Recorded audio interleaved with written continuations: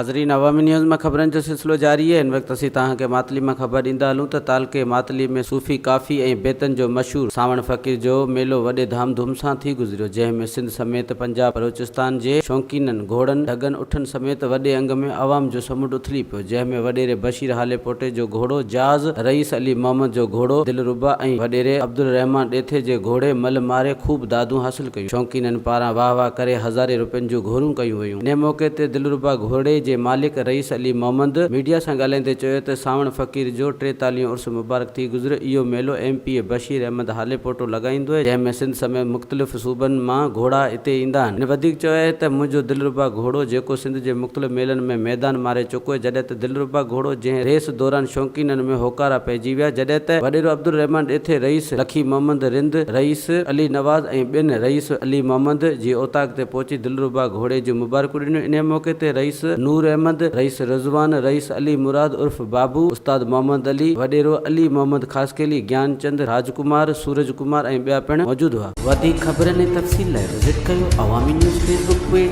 YouTube page ऐं अवामी news website.